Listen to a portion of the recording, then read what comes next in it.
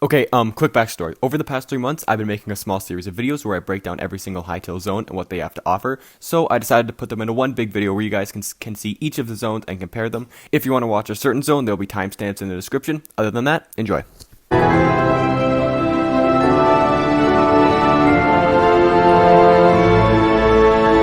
HYTALE has 6 main zones, and 4 of them currently have been announced. Each of the 4 announced zones are expressed by one of the known elements in the game. The 4 announced zones each have their own name. Zone 1 is Emerald Grove, Zone 2 is the Howling Sands, Zone 3 is Borea, and Zone 4 is currently known as the Devastated Lands. As previously mentioned, HYTALE has announced 4 zones, but these 4 are not the only ones that you'll be able to explore once we are able to traverse through the infinitely generated land of HYTALE.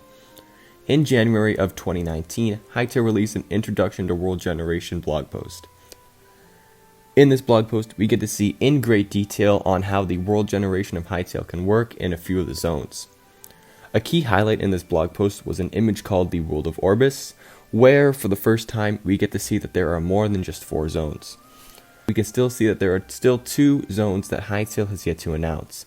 For this video's sake and based on the other zones, I'm going to be calling these 2 zones Zone 5 and 6. First, we're going to be talking about Zone 5. This mysterious zone seems to be covered by a lightning cloud or some sort of storm.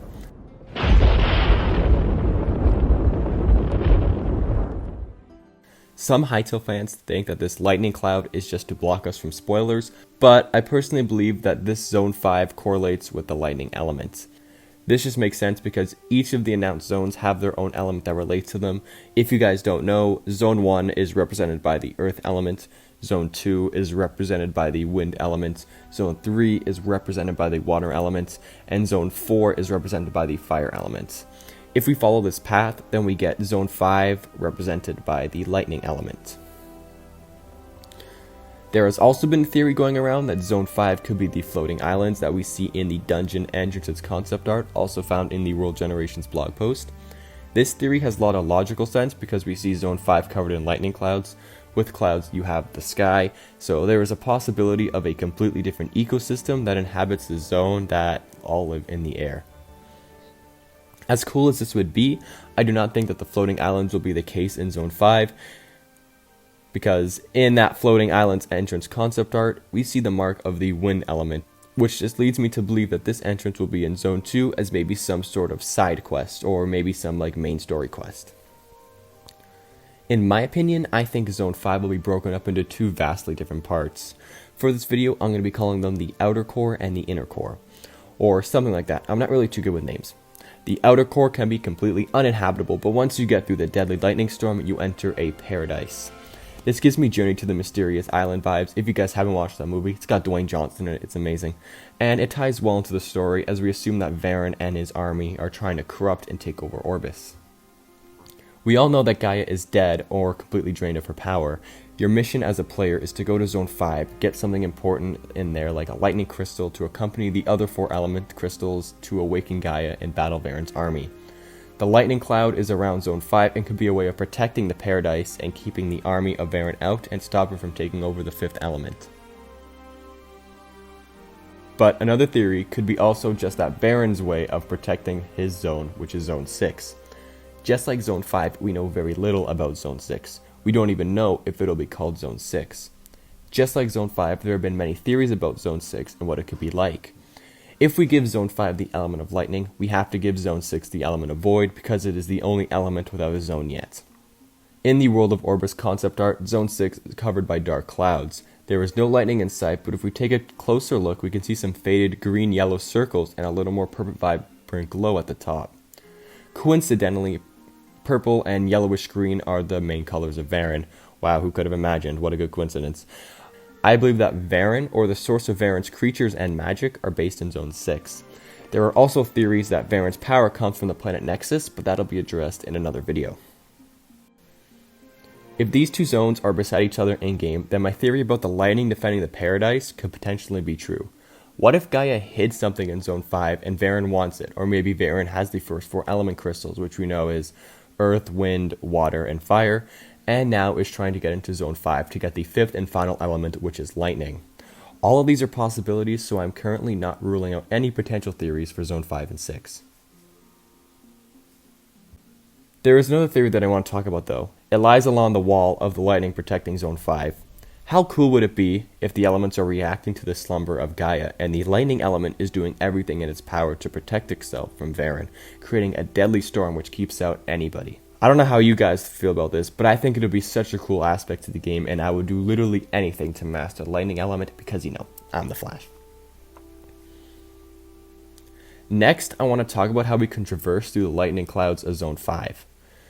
I'm going to take inspiration from the game Ark Aberration in this sense. In Ark Aberration, there is a red zone / pink zone. This zone is drowned in radiation, and if you go in there without a special radiation / hazmat suit, you will die instantly or very quickly from the radiation. I can see HYTALE doing something like this. Currently, we do know that there is a wall surrounding the paradise made of lightning clouds, and so far, there are some cool pieces of armor that we can make by forging metals. Metal is a very conductive material. Conductive means that electricity can pass through it easily and build up a charge. This is why you get a shock when you touch certain metal items in the real world. I think it would be super cool if we can create some sort of insulator armor that can protect us from being electrocuted from the lightning of Zone 5. A good example of this could be wood armor. We can probably easily attain this armor from maybe the Quebecs, and it probably won't be the strongest armor, but it'll probably help you from not being electrocuted every single time from entering Zone 5, just like you would if you were wearing some sort of like conductive iron armor or some sort of metal. Wood is considered an insulator, which means that electricity has a hard time passing through it. I would like it if it would be extremely dangerous to still attempt to traverse through Zone 5, even with the wood armor.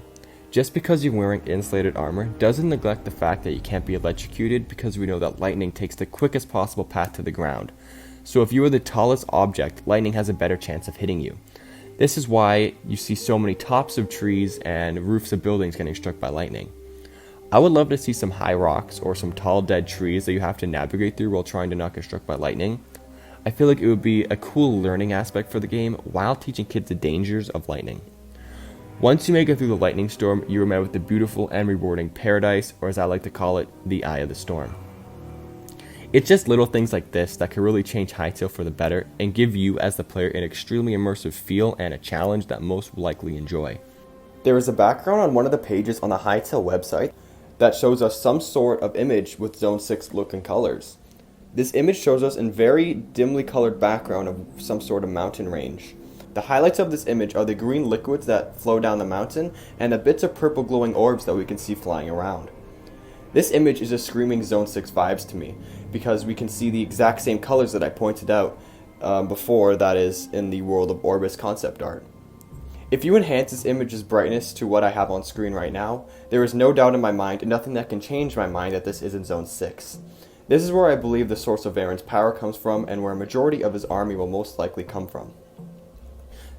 Some could argue that this image is from the planet Nexus, but I have a theory that Varen once inhabited Zone 6, but got banished to the Nexus around the same time Gaia entered her slumber. Zone 6 is still raging with the corruption of Varen, and is still the main source of his power. I would absolutely love it if we can lead an army into Zone 6 to stop the source of Varen's corruption and possibly prevent him from making a grand return back to the planet of Orbis. Unlike the storm of Zone 5, you'll probably need the strongest armor possible to navigate through this zone, because there will most likely be a ton of void creatures ready to attack and defend their zone. You will possibly need thorium armor at the minimum to survive in this zone, but having a full set of thorium will most likely be a challenge to the player. If I had to take a guess, I would say cobalt or maybe some unannounced metals or sets of armor that are possibly better than cobalt would be the requirements to navigate throughout the zone without much trouble. Zone 4 is what we know as the Devastated Lands. The surface world is a hot volcanic scorched-like world with lava rivers and lakes all on the surface.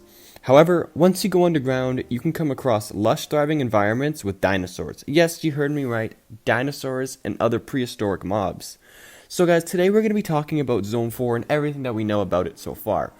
If I missed anything in this video, just make sure to comment down below, just whatever I missed. I love reading your comments. You guys know I heart and like every single comment. This is who I am. So guys, today we're going to take a look at the mobs, the bosses, the loot, and pretty much everything in the biomes that we all know about Zone 4. So let's start this off.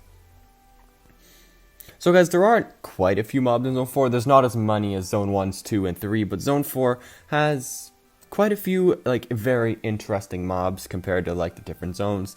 There are quite a few mobs that are very similar, like the skeletons. There's a Zone 4 variation of the skeletons. We get to see it in some pictures. And there's also quite a few void creatures in Zone 4 that we've seen maybe Zone 1, 2, and 3 before. But pretty much every other mob in Zone 1 and Zone 4 is different than all the different mobs we can see in Zone 1, 2, and 3. And one of the main mobs that we get to see in Zone 3 is going to be the Ember Wolf. We see this guy in the trailer. He's that fiery golem wolf looking dude.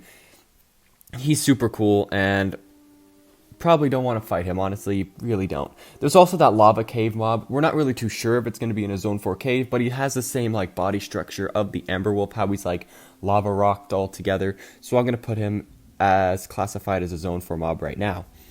And those are pretty much a few mobs that we can maybe see on the surface or like in the beginning caves. But once you go deep into the caves in Zone 4, you can probably see the Cave Raptor. Whoa, dinosaurs, guys. I know, it's cool. We have the Cave Raptor, really awesome mob. Can you imagine having a pack of raptors? I say this every time, but pack of raptors, I'm doing it. You guys know I'm doing it. There's also going to be the Dimetrodon, which is like some type of lizard. Not really sure how high. We haven't seen any pictures of him. We just see a concept art. There's a prehistoric chicken. We don't see any pictures of him yet, but there are a few concept arts. They'll all be on the screen. You guys can definitely take a look at all of them. There is the macaque. We all know. God. Oh my God, I'm a child. There's that guy. He's like a monkey. We're going to call him the monkey instead of the macaque. Honestly, it's way better than saying, you know what I just said. So then there is a really cool mob called the Cave Rex. Everyone knows this guy. Imagine, just picture this. It's pitch black in the Zone 4 caves. You don't have a light. Then all of a sudden you see a light. You're like, oh my God, that's freedom. But when you get closer, it's just a big T-Rex and you're dead. Boom, gone. It's like how an anglerfish hunts. It's really cool.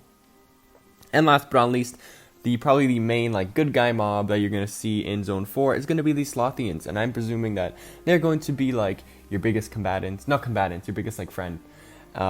Because they're in the like iconography research as like its own race, so there's probably going to be some really deep lore with the Slothians and maybe with like the T-Rexes. We're not too sure if you can tame the dinosaurs or not, but there is an image of a person like close to a dinosaur, so I think maybe you can tame it, and it looks like a raptor to me. So like pack of raptors could happen, guys. Oh my God, I can't wait for that. That'll be awesome. And there's also the Slothian and the T-Rex are in that one picture. The T-Rex probably going to eat the Slothian, so maybe your mission is to like rid the dinosaurs of the Slothians, or maybe move the Slothian hut. Who knows how it'll work. There's also an image, and it shows that there are 5 levels to like the devastated lands, and level 0, it goes from 0 to 4. So level 0 is the surface world, which is obviously the top, the scorched in flames. There are a few prefabs up there, but really nothing too big. Level 1 is called the Devastated Caves, and in the image it looks like there's probably nothing in the caves. It's just like a bare cave. You probably have to go deeper to find stuff. Level 2 is the cave with like a few vegetation areas and a little bit of water. So it's habitable, but it's not really like, wow, this is great and all that. Then there's zone level 3, which is like the jungle where the Slothian villages are. So then then there's level 4, which is the Forgotten Jungle, aka like where dinosaurs and lakes are. And there was a little picture in the Edge article that kind of combines zone level 3 and 4, because level 3 and 4, they said there's like the Slothian villages level 3, level 4 is the like Forgotten Jungle. But then there's a picture of a dinosaur and a Slothian like hut on the same level, so I'm not sure how they like spawn in together, but I think it'll be really cool how like whatever the case is. And honestly, I think we can probably get some really good loot in Zone 4 because it's not one of the main 3 starting zones, and I really believe that it has something to do with like a late game element in the game, kind of like if you guys have ever seen Ark Ragnarok. Ark Ragnarok is pretty much all like encased, but then down there's like a cave, there's different levels of cave. There's like the blue zone, then there's the red zone. Blue zone is pretty deadly, but not really deadly. But then there's the red zone where you need like a radiation suit and everything to go down there, and you literally die every 2 seconds you go down there. You got to be super careful. That's kind of how I assume the level 4, level 3 caves to be. Level 3 will be kind of dangerous, got to fend off maybe some Slothians or something. But then level 4 is like, damn, there's T-Rexes and raptors, and it's probably really dark. besides the bioluminescent plants, guys, like, there's going to be some pretty good loot down in those caves. Probably the level 1, or level 0, which is the surface, will have, like, beginner prefabs. You'll fight off a skeleton or two. You'll probably get, like, ooh, a cool sword. But then when you go into, like, the bottom of the cave and you see, like, a cave rex, you kill him. Maybe you'll find some, like, fire sword or something. Who knows? Also, guys, in the March development blog post, we learned of a new biome in the Zone 4 called the Scorched Ruins, which is like a biome in Zone 4 that seems to have no inhabitants, but there are torches lit, so it leads you to believe that there are some type of inhabitants in there. And I have a theory about this. This is obviously not factual or anything. I just want to throw this out there. I just want to theorize on the lore of, like, the Scorched Ruins. So honestly, I think that the Scorched Ruins used to be, like, a really thriving, like, faction. They have Gaia, like, symbols on their banners, so it leads me to believe that they were, like, once partnered or, like, together with Gaia at one point. But then, obviously, now we know that Gaia's symbol, or not Gaia, like, Gaia is kind of, like, sleeping, or she's, I don't know, resting, or she's dead, or something like that. And I think maybe Varen's army, like, or Kairos' army swept through that town, maybe taking all the people and turning them into slaves or something like that. Or maybe turning them into Outlanders to make them, like, how they use the Outlander magic to maybe make crawlers or make them into, like, those void spawns or something like that. Who knows? But I think why the torches are lit is because maybe there's one inhabitant still left from that original, like, from those original citizens, and maybe it could be like a kid who went into hiding or something, and the Varen's army never found him, or maybe someone who ended up defending himself, like, very well, and he survived. I don't know how it'll work, but I think that'll be a really cool, like, lore aspect to the game if we can see some backstory of maybe Kairos' or Varen's army taking over, like, their town or something like that. Zone 3, yes. Alright, let's go. It's Zone 3. This video is going to be broken up into, let's get 1, 2, 3, 4, 5. Like 5 different parts. It's going to be cool. There's going to be mobs. There's going to be races. There's going to be bosses, prefabs, and loot. I already recorded this video. I'm kind of mad. For some reason, I went back to look at the footage, and all you hear was this. I don't know why I didn't pick up audio. That's kind of weird. So let's go break this down. We're going to start off with the mobs. There's quite a few. Not as many as like Zone 1 and 2, but we're going to take a look at the mobs right now. So the first mob, this is alphabetical order for all you OCD people out there. So yeah, let's look at this. So first up we have the Crawler. Crawler can probably be found in pretty much every single zone, but I'm pretty much assuming that it's just going to be in the caves, and we also maybe even a little bit on surface in like nighttime and stuff like that. That'll be really cool. Crawler, just ugly mob. You probably don't want to fight him. He's weird. I don't know. He's got a big mouth. Then there's the Fawn, who I am assuming is going to be the like main good guy in Zone 2. I'll talk to them more about the Fawns after, but they're pretty much a half goat, half human like creature that I think are going to be a big combatants to the Outlanders. Then there's going to be the Goblins. Obviously, these guys are pretty much going to be in every single zone too. Like, I'm pretty sure the Crawlers, maybe Goblins, and maybe Skeletons. There's probably going to be Zone 3 Skeletons. They're probably going to be the main, like, different cave mobs that you're probably going to fight. Kind of like how creepers, zombies, spiders, and all those guys are in the caves too in Minecraft. Then there's going to be the Ice Dragon. Really cool mob. I'm really wondering if you can tame these guys. If we can, that would be super cool. Honestly, I would love that. Ice Dragon, probably one of my favorite mobs, just by the way it looks and how it's in like the thumbnail for the announcement trailer. It looks super cool. After that, we have the Jackalope. The Jackalope, if you don't know, is a rabbit pretty much. And there are snowy rabbits in the world, like rabbits that like live in the snow. So why not have them in Zone 3? Like, we do know they're in Zone 1. Obviously, one gets chased by a fox, but what if a rabbit in Zone 3 gets chased by a wolf or something like that? You never know. Then there's also going to be the mouse. The mouse, you know, we see him in some, like, gameplay trailer for Zone 3. Other than that, maybe you can follow him in the caves. Maybe he'll find some loot for you and stuff like that. It'll be really cool. Then we have the Outlanders. Outlanders probably going to be the main combatants in Zone 3. Outlanders, they're like the cult people. If you guys don't know about them, then look them up. There's literally a whole blog post about them, and there's a bunch of different screenshots. They have really cool prefabs. They worship the water magic. They worship Varen's magic. It's really cool, and they are probably one of my like favorite lore scripts in this game. I don't even know about their lore, but I already like them. After that, we have the Owl, just another mob in Zone 2. You could probably just see him flying around, maybe see him in a few trees or something like that. Probably will come out at nighttime. Then there's the polar bear. Polar bear is my sister's favorite animal. They're really cool. You could probably just see them. We see one polar bear and its cub in the trailer, but then you could probably maybe see them just if you're exploring like the Arctic or something in Zone 3. After that, we have the skeletons. There's Zone 3 skeletons, there's Zone 2, Zone 1 skeletons, pretty much. There's going to be skeletons all around, but the skeletons look really cool in Zone 3. They're called like Frost Warriors or Frozen Warriors. They're really awesome. They have like an ice sword, they have like an ice beard. Really cool. I really want to fight those guys. Then there's going to be the Void Spawn and the Void Eye, and probably any other Void creatures that are going to be there. We do see in a screenshot at nighttime, there's a guy hiding behind a tree, and then there's also going to be like the Void Spawns, the Void Eyes just flying around at nighttime, and it looks to be in a Zone 3 scene, so I can assume these guys come out at nighttime in Zone 3. After that, we have another basic mob, which will probably just be around, is going to be the woodpecker. Just like the woodpecker and owl, just really like make the game just feel more alive and in-depth, have like a more biological like universe and stuff like that. They're really cool. After that, we have the wolf, one of the coolest mobs, probably in my opinion, in this game. I think in Zone 1, the Torques can tame the wolves. Why can't you tame the Zone 3 wolves? I'm just saying, you can tame wolves in Minecraft. Why don't you just tame some wolves in Hytale? That'll be really cool. I would love a wolf army along with my, like, raptor pack. Could you imagine having 2 different packs? Oh, the raptor pack for speed, the wolf pack for stamina. Guys, this is amazing.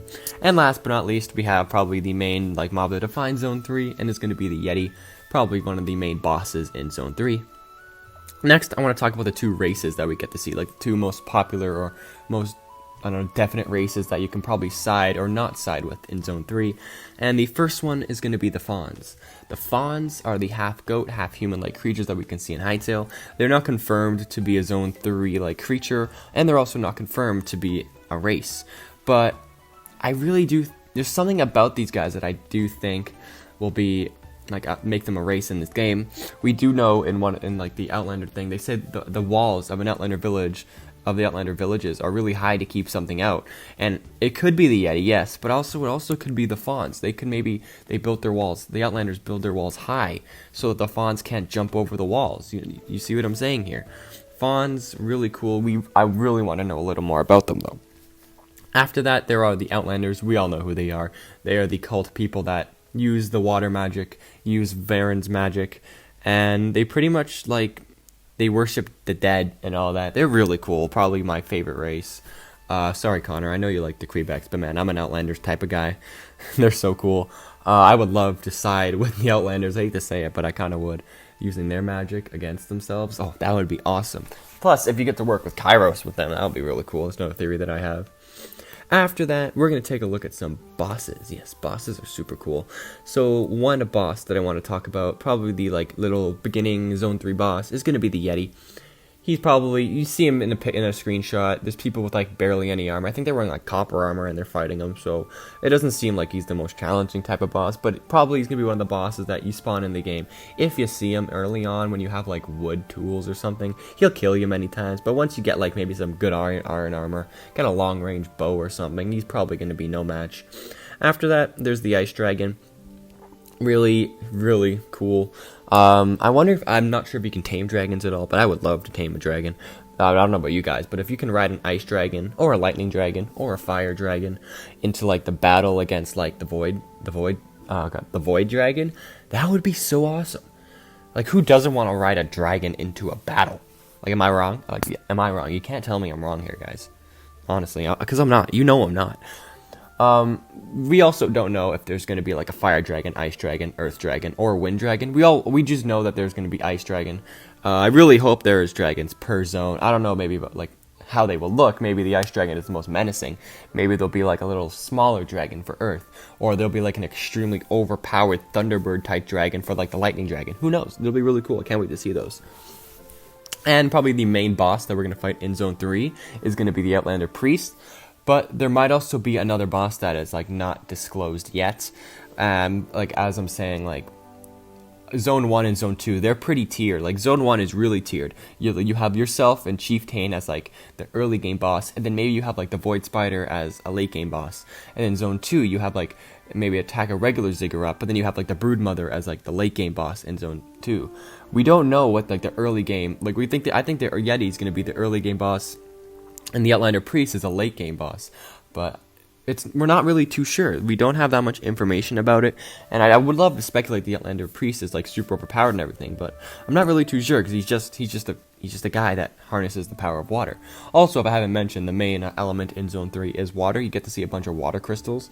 We're moving on to the prefabs part. So one of the main prefabs, as I just said, are going to be the water crystals. You're probably just like Zone 1 and 2, there's crystals that have the element of their very zone in them. So you can probably obtain them just by attacking the mobs in there and maybe ripping out a crystal, kind of like a Kyber crystal for Star Wars. It calls you or something. That'll be cool. There's not really many prefabs that we see in Zone 3, but another big prefab that we're probably going to see in Zone 3, obviously, is going to be the Outlander huts, or the Outlander camps. They're super cool. They're probably going to be the biggest thing in Zone 3 that we're ever going to find. I can't wait to see them. They're really awesome. And if I can just store my village with my pack of raptors or a pack of wolves, I'll let you guys know, I will do that. Oh, imagine a video, 1,000 raptors versus 1,000 wolves. Who knows? That would be a cool video. And then last, there's also dungeons and cave mine shafts kind of escarpments in that type of sense. I forget what they're called, but they're really awesome. You just walk up to them. They're like old rundown mines that you can just go down into and probably find some cool loot in the chest and stuff. Other than that, not many prefabs in there. So then we're going to talk about loot and the type of loot that we can get from Zone 3. So personally, I think Zone 3 is going to be harder than Zone 1 and 2. I know they're all beginner spawning zones, but I think Zone 3 has a little more lore and in-depth personality than maybe Zone 2. So I think Zone 3 we already know Zone 3 is my favorite zone. I've said it many times and I'm sticking with it. And you're probably going to get some pretty beginner loot once you kill the Yeti. Maybe if you attack the Ice Dragon, you'll get something. Maybe I think the Ice Dragon is the loot in my opinion, but maybe if not, he'll bring you to some treasure or something. Who knows? If you gain his respect, or if you almost kill him and don't, and maybe spare him or something, or if you save the Ice Dragon too from something. And then last, the Outlander Priest. I think you probably get a pretty good loot from the Outlander villages. Maybe the outside watchtowers you'll find a bow or something, or a cool looking sword. But maybe if you attack the priest in his chief hut or something, and you'll get a really cool weapon, maybe the fire sword, which you could also use to take down the Yeti. Who knows? Hey everybody, we're going to be talking about Zone 2 and all that we know about it in Hytale. And if you guys don't know, I'm just saying, you guys probably do know this, but Hytale has broken down pretty much Zone 3. They've showed us about the mob outlanders, and they showed us a bunch of images of everything in Zone 3. And we've seen a lot about Zone 1, for example, the Torques and everything like that, and the Quebecs. But we haven't seen much about Zone 2. We have seen a little bit. We have seen more about Zone 2 than Zone 4, 5, and 6. But Zone 2, presumably one of the 3 main spawning points in the game, you think that they would give us more about that zone. So today I want to talk about that. And what I want to talk about is that the mobs, the bosses, and basically the element and other stuff that is in the zone. And I just want to get this around because I love Zone 2. Zone 2 is great. It's not as good as Zone 3 in my opinion because, Canada White Snow and all that stuff. But, Zone 2 is really cool, and I have a pretty deep fascination with, sand. Not sand, but like deserts and kind of all that stuff. I find it to be really cool. We have gotten a little bit of information about Farons and all that, so I won't go break those guys down fully. And we have seen quite a bit about Sarax, but we don't know much of anything else in that zone. So we're gonna take a look at the mobs starting off right now that are going to be in Zone 2, and let's just take a look. So the antelope could be in the wild of Zone 2.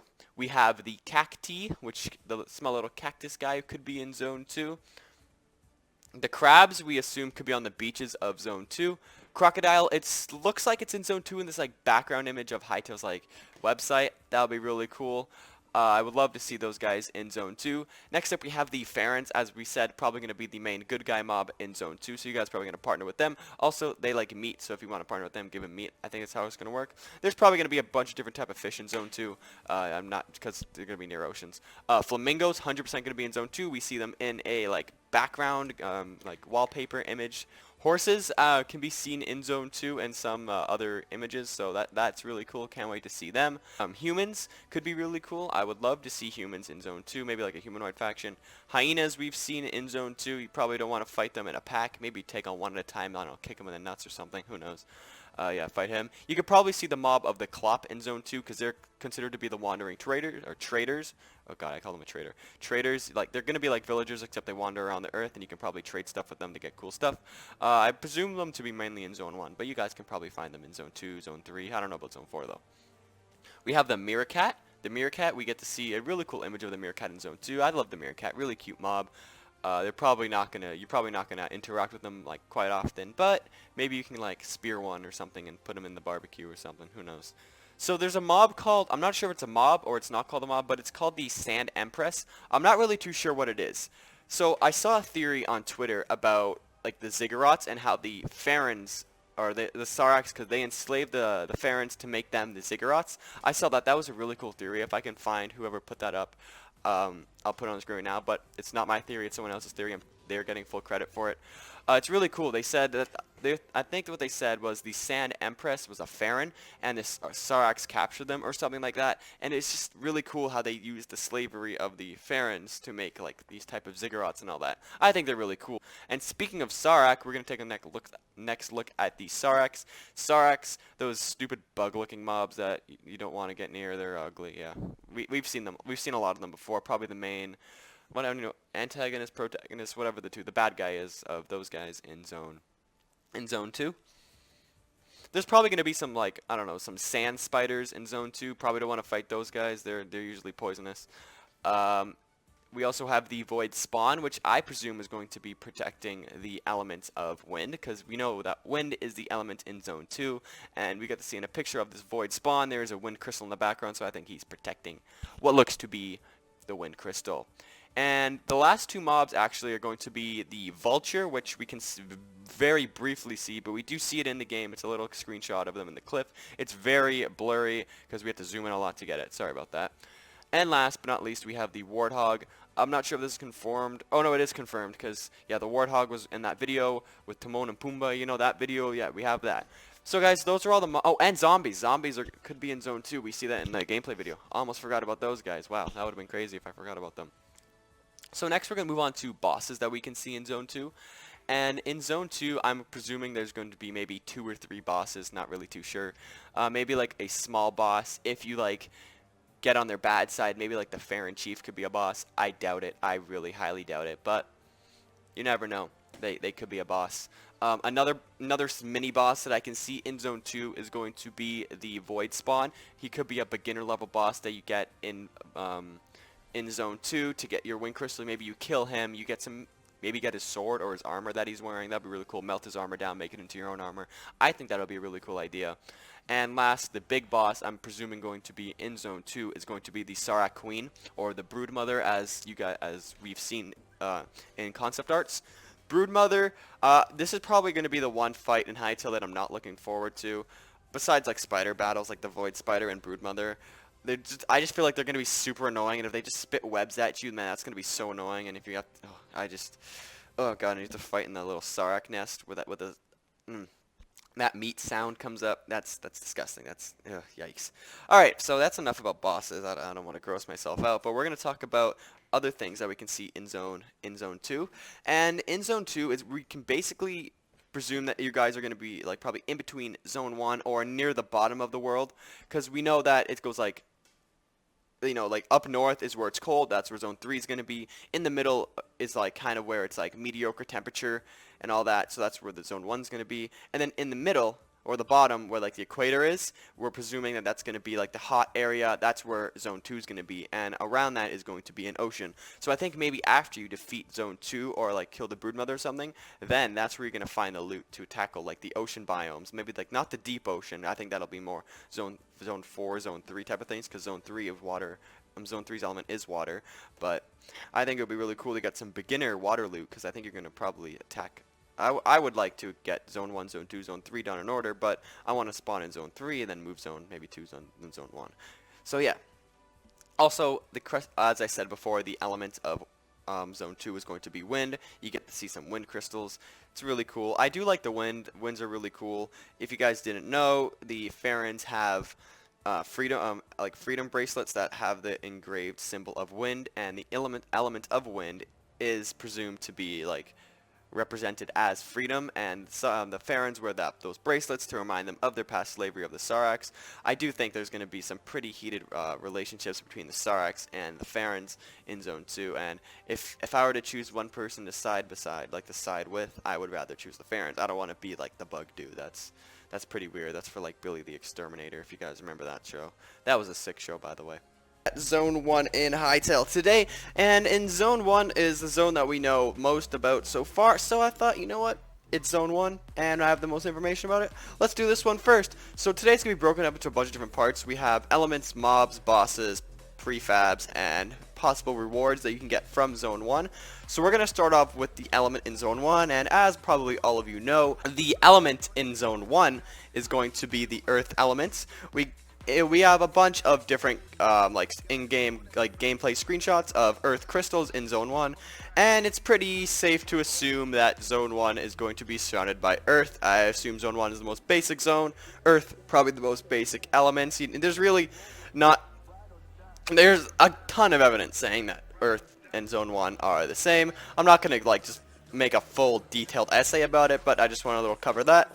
So next we're going to talk about the mobs that are going to be in Zone 1, and there are going to be quite a few mobs in Zone 1, so we're going to take a look at all of them. So to start off, I'm going to say the chicken. This is going to be an alphabetical order for the mobs that should be in Zone 1. So first up, we have the bat. The bat could be in Zone 1.